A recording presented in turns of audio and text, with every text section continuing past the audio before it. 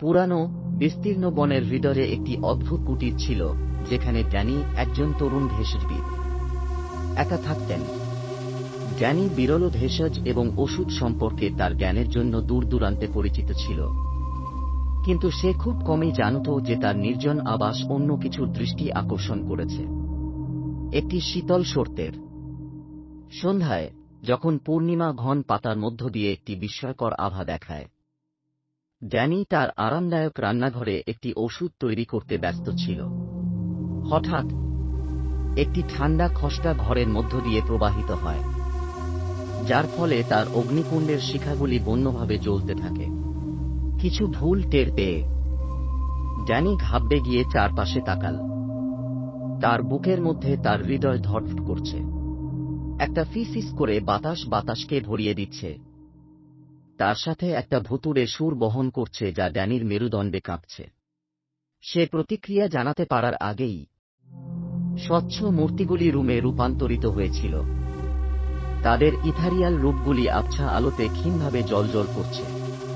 তারা ছিল আত্মা, জীবিত এবং মৃতের রাজ্যের মধ্যে আটকা পড়া অস্থির আত্মা। ড্যানির স্পন্দন দ্রুত হয়ে ওঠে, কারণ সে বুঝতে পেরেছিল যে সে একটি ভৌতিক আক্রমণের মুখোমুখি হচ্ছে। কাঁপতে থাকা হাতে তিনি তার থলির কাছে পৌঁছেছিলেন।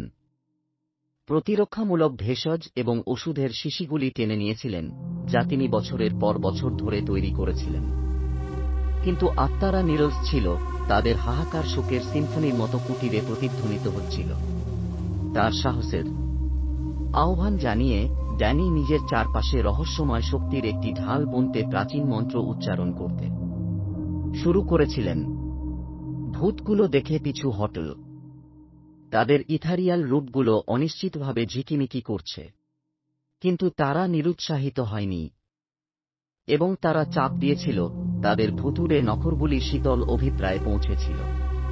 হতাশা ড্যানির সংকল্পকে উজ্জীবিত করেছিল যখন সে তার সমস্ত শক্তি দিয়ে লড়াই করেছিল।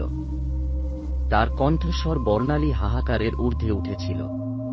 প্রতিটি মন্ত্রের সাথে তার চারপাশের বাধা আরও শক্তিশালী হয়ে উঠল। অগ্রসরমান ফ্যান্টমগুলিকে ইঞ্চি ইঞ্চি পিছনে ঠেলে দিল। কিন্তু সংগ্রাম শেষ হয়নি, এবং ড্যানি জানতেন যে তার সময় শেষ হয়ে যাচ্ছে। ঠিক যখন মনে হচ্ছিল যে সমস্ত আশা হারিয়ে গেছে, তখন ঘরের মাঝখান থেকে আলোর একটি উজ্জ্বল বিস্ফোরণ বেরিয়ে আসে, অন্ধকারকে অন্ধ দীপ্তিতে আলোকিত করে।